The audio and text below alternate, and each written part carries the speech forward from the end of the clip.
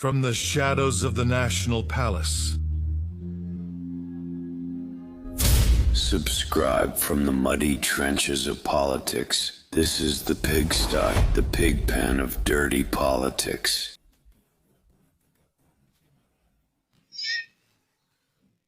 How are you, my dear inhabitants of this foul but fascinating sewer called Mexican politics?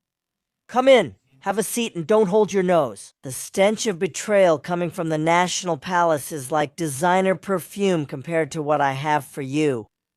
Welcome to another episode of your favorite mud corner, the pigsty, the pig pen of politics. Settle in and enjoy this show, a true spiritual cleansing. Here, the truth doesn't hurt, but it stings. I'm your not-so-humble servant Chemirano, your untrustworthy host, who removes your blindfold only to place it on your wound. And today, Today we bring a tasting menu, the kind the royal family of Palenque loves. Make yourselves comfortable because we're going to talk about Franciscan austerity, or rather, Obrador-style prosperity. We're not here to read official bulletins that sound like they were written by a poet on the payroll of well-being. We're here to see how the pigs bite each other until they tear off their own ears. We're starting in the pigsty today. Yes, I feel like the petit chapeau of politics, my pigs, because what I have for you is gossip that's worthy of being on television and novellas. Let me clarify, before the chimpanchiros start complaining, that this is unofficial information. Obviously, you won't find an official version, if you even try to find it, which I doubt, since chimpanchiros never search for anything. One of my sources at the National Palace told me this, because believe it or not, this filthy pig has eyes and ears in places you'd never imagine. Well, with that being said, here it goes. And without any sugarcoating, it seems that in the paradise of the fourth transformation, the clouds aren't made of cotton candy, but of tear gas. It turns out that our brand new press inepta, Doctor of Occult Sciences Claudia Scheinbaum, the one who walks as stiffly as if the staff of command were glued to her spine with superglue. A few days ago, she called Morena's top brass to the National Palace. You know that now they use that place as a party office, and they absolutely don't care. The reason? Some polls that are going around and have more than one person looking for an apartment abroad for 2027. At the table was Luisa Maria Alcalde, the eternal pretty face of the movement, who thinks that governing is posting TikToks with a puppy filter. And the one and only Andy Lopez Beltran, the chocolate prince, the slow brother, the welfare kid, the man who doesn't need to work, because his last name is the only asset that's rising in value on the political favors stock exchange. He started the meeting with Luisa Maria, rambling on about the impact of her social media. Fascinating. Surely the country will become peaceful and the economy will stabilize, because she has 3 million likes on a video where she says absolutely nothing. But Claudia, who's running low on patience and charisma, cut the act and went straight for Andy's throat.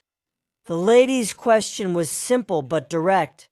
What the hell are you doing in the states where we're getting crushed in the polls? Because for those living in a bubble of Atole, Morena risks losing up to 8 governorships in 2027. 8. They're running out of budget for the suburban and trips to Houston. And here comes the good part, what we like in this pigsty, Andy, with that arrogance that only comes from being the son of the Messiah of the swamp.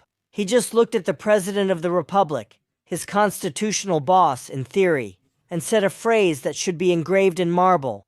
I only report to my dad, Soups Marushan, have some hot chocolate and pay what you owe.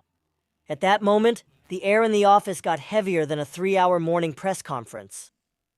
Luisa Maria Alcalde, of course, used the ancient technique of institutional ostrich. She lowered her head, stayed silent, and sided with the air. In Morena, loyalty is to the Tabasco family tree, not the Constitution.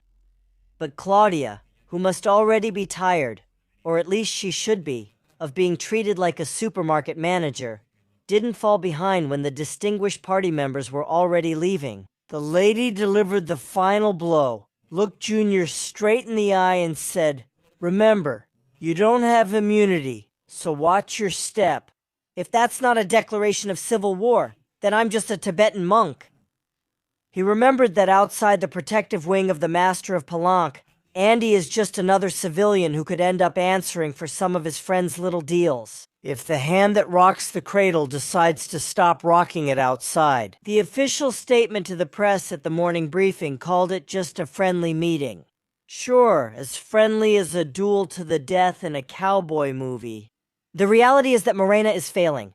On one side, there are the pro-government people who want Claudia to really be in charge. And on the other side are Andres Manuel Lopez Obrador supporters, who believe power is inherited by blood, and political will is the only law. And speaking of inheritance by Macaspana blood, there's still another little rumor. Forget about stock market finance courses. Forget about Wall Street gurus. If you want to know how to make money stretch like tamale dough at a party, you have to study this case. Manuela del Carmen Obrador Narvaez. Yes, Manuelita, the favorite cousin, the one who was born in the Nueva Esperanza Ejido, a very fitting name, because hope really brought her dividends. The new welfare delegate in Chiapas, whose last name is just a genetic coincidence, not nepotism, has submitted her asset declaration. And look, I'm not trying to stir things up, but Manuelita's numbers are even more magical than the budget disappearance tricks at the Dos Bocas refinery. Just imagine, my dear trusted folks, earning a net salary of 104,000 pesos a month, a salary that for any regular person who takes the subway or the bus is a fortune. But by the standards of Republican austerity, that's almost like a handout, because with that handout, Manuelita, she went to the Audi dealership in January 2025 and said, "I'm taking that 5-door hybrid SUV. Credit? Don't insult me, young man. Here, take your 1,169,900 pesos, cash, right on the spot, my friends. That's how you spend on transformation, to ensure the poor receive their 3,000 pesos every 2 months. You can't just drive around in a Subaru. You need the comfort of an Audi hybrid, so the electric motor doesn't scare the pigeons. While she distributes welfare, but don't stop there, because the lady has varied tastes. She also bought a simpler 2023 Toyota Tacoma for 879,000 pesos. That one was on credit because, well, let's not exaggerate, you have to leave something for tips. In total, more than 2 million pesos in vehicles. Not bad for someone who swears the poor come first. I guess she put herself first in line. It doesn't stop with the asphalt. Manuelita has a good eye for land.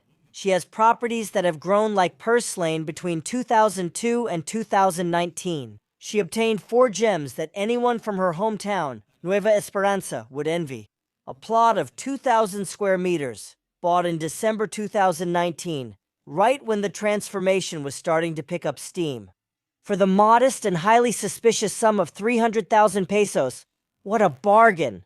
I want that seller's number, because 2,000 square meters at the price of a rooftop room in Condesa is a miracle worthy of the Basilica. Another plot of 800 square meters for 239,000 pesos, the Mansion of Well-Being, a house with a plot of 1,841 square meters. To give you an idea, you could fit a small baseball stadium there, or at least the family's dreams of greatness. Obrador.